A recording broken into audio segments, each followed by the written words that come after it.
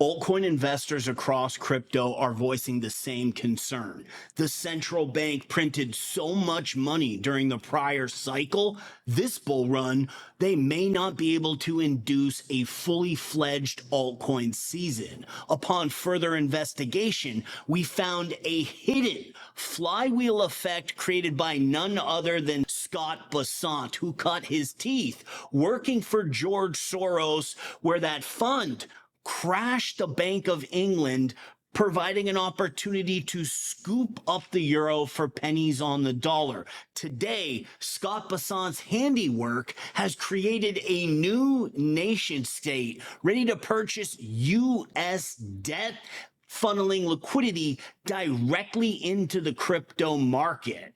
Let's start this off with a question from the September 17th FOMC rate cut meeting from Yahoo Finance Report. Thank you, Chair Powell. Jennifer Schonberger with Yahoo Finance. If you're cutting rates, why continue to reduce the size of your balance sheet, then pause the unwinding? Well, I think we're cutting the size of our balance sheet quite marginally now. As you know, with the balance sheet, we're still in an abundant reserves condition, and we've said that we would stop somewhat above somewhat above an ample reserves level. That's where we are, and we're getting closer to that. We're monitoring it very carefully. We don't think that has at all significant macroeconomic effects. These are pretty small numbers moving around inside a giant economy. The level of runoff is not very large, so I wouldn't attribute macroeconomic consequences to that at this point. The chairman of the central bank, Jerome Powell, just said that quantitative tightening that we're leaving in place, $5 million a month, that's not going to affect broader macroeconomic conditions. So why do it is the question. And as we dig into the details of the Genius Act, auditing Tether, how they're able to issue new stablecoins by becoming the 7th largest nation state purchasing U.S. Treasury bills so they can issue these stable coins, we can see that $5 million a month dollar amount is just enough to prevent the crypto market from absolutely exploding. Jumping into an official FOMC document, quote, redeem Treasury coupon securities up to this month cap and Treasury bills to the extent that coupon principal payments are less than the monthly cap. Treasury coupon securities are your long-term bonds, your 1, 2, 3, 5-year, and Treasury bills are 60, 90-day debt that are often connected with the Genius Act stable coin issuers. They have to have one-to-one assets backing all the stable coins they issue, and Treasury bills provide an APY yield, making them the go-to asset. They want to use Treasury bills instead of coupons for the Genius Act stablecoins because they want it to be a liquid marketplace. The regulation that's intertwining crypto with the U.S. fiat system is happening as we speak this cycle. Economists have already noticed that as the market cap of stablecoins is rising, it's directly affecting the short-term U.S. debt yield in treasuries. This is part of a feedback loop. As that yield drives down, it's basically like rate cuts coming from the stablecoin appetite, therefore forcing the Fed to step in with more quantitative easing, and the feedback loop starts siphoning all this capital directly into the crypto sector, not the stock market, not real estate, into crypto. Concluding today's hypothesis, the July 9th FOMC minutes, where the central bank put in writing they will end quantitative tightening of $5 million a month, that we can see is directly affecting the crypto feedback loop they created with the Genius Act just recently in February of 2026.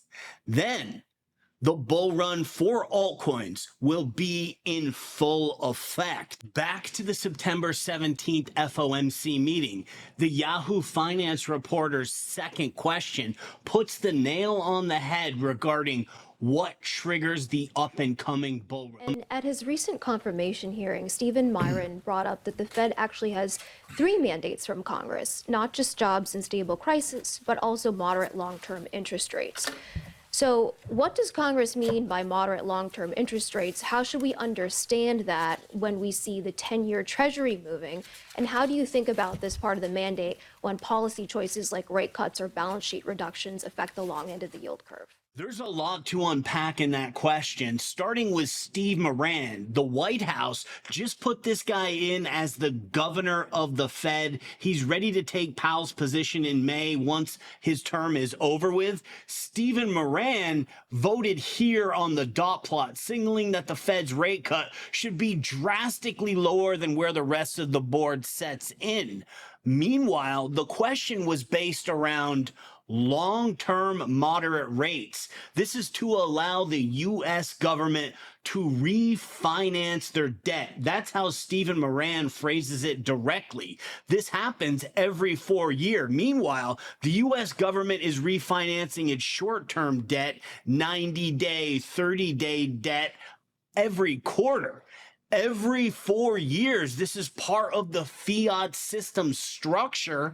They're supposed to bring the rates down to allow the government to refinance and just pay off the interest that they owe. What this means for the crypto market is the 4-year cycle is done. We've seen a strong run up every 4 years. The common misconception is this is because Bitcoin did a halving.